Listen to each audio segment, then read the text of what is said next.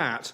Dr. Tim Cooksley, speaking on Sky News, he's the president of the Society for Acute Medicine. He was the senior medic who called for a major incident in the NHS, a four-nation emergency strategy. And so the Lib Dems responding to that, Daisy Cooper said this is a life or death situation for huge numbers of patients. The NHS John, is collapsing. forgive me, we're just going to interrupt you there. We'll come back to you a little later. We're just going to cross live to Perth in Scotland, where there's a press conference taking place following the deaths of those people in the early hours of this morning in Scotland. Circumstances of what has happened this morning, and our officers are working closely in joint investigation with the Scottish Fire and Rescue Service. I would like to thank the police officers, fire officers and ambulance personnel that responded to this incident this morning for their professionalism in response, and to our partner agencies for the support that is being provided. I would ask for patience from the local community, as local roads may remain closed for some time. And as I'm sure you will appreciate, inquiries are at an early stage, and therefore no further details of those involved will be released at this time, and we will clearly provide more information to the media as it becomes appropriate and right to do so. Thank you. So no further questions at this stage. So, no, sorry, 11 people had treatment here, but didn't require any hospitalisation. Nobody else has gone to hospital. Right, that's it. Thank you very much. Thank you.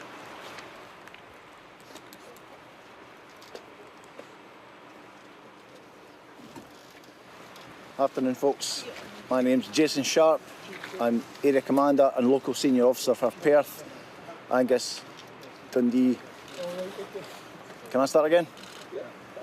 Don't show that bit. Good afternoon, everyone. My name is Jason Sharp, Area Commander for Perth, Kinross, Angus and Dundee. This was a very complex incident where tragically 3 people were pronounced dead at the scene. Our thoughts are very much with the immediate family and friends at this difficult time. Our firefighters worked extremely hard in a very complex and challenging environment to prevent the further spread of fire and damage where possible. At its height, we had 9 fire appliances in attendance with over 60 firefighters. We're currently still in attendance to make sure the scene is safe. I'd like to thank our crews and our other emergency partners and local authority for their support. Our firefighters and community action teams have and will continue to engage to ensure safety in this area, and we will continue to work closely with stakeholders and Police Scotland in any subsequent investigation. Thank you.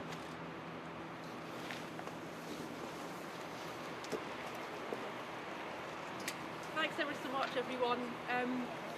We're not expecting to release any more information today, and we may have a press conference tomorrow or the day after.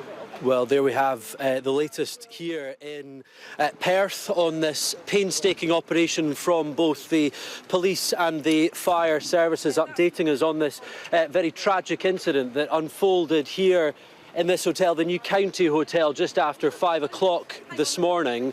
The fire was extinguished around 6:30, and officers here have been updating us. Let me just run you through exactly what has been said. No questions at all from any of the officers here this afternoon, but the fire was extinguished at 6:30 this morning, and at that stage it became clear that 3 people had lost their lives here in Perth this morning. 11 people were treated with minor injuries. No one additional was taken to hospital following what occurred in the early hours. Now, we have seen footage of this incident unfolding, flames coming out of the hotel window in the early hours of this morning. Clearly a very traumatic event, and Sky News has also spoken to one guest inside the property, inside that hotel, and she has told us, the lady wants to call herself Barbara. She says she is lucky to be alive. She said she recently returned from abroad while she's looking for permanent accommodation here in Scotland, she was staying inside the New County Hotel when this incident unfolded overnight. She said she and her husband had been staying in the room directly above where the fire broke out, and they were awoken by the sound of alarms. They recalled that frantic moment where they were trying to leave that building, those painful moments where they were hearing and seeing exactly what was unfolding, and it's something that they were too emotional to talk in too much detail about, but certainly it has been a very traumatic time. Now, the emergency services here have not been taking any questions about exactly what the situation is. We were wanting to ask a number of questions about the state of this hotel. Were there previous concerns in the recent years, in the recent months, about the conditions inside there? Not drawing any conclusions, of course, at this stage, but it is something that has been brought up by that resident that I was telling you about. Apparently, that resident suggests that concerns were raised at a point when she was staying in this hotel. Again, emergency services not giving us any information at this stage.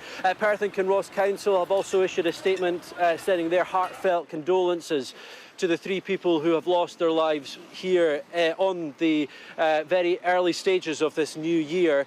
And also, we have also been hearing that neighbouring properties were evacuated as well, and that a dog has died. But just to recap what emergency services have been telling us here, that 21 ambulance crews, 60 firefighters were battling through the flames in the early hours of this morning, but tragically 3 people have died.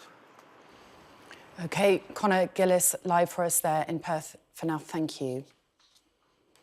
To our other top story this hour, the government insists it's working tirelessly to ease pressure on the NHS following a series of dire warnings from health bosses and doctors' leaders about the state of the service. Well, joining me live is Chris Hopson, who's Chief Strategy Officer at NHS England. Thank you very much for joining us. Now, several trusts have declared a critical incident, and we're hearing this is the worst winter ever experienced by the NHS from various medical bosses.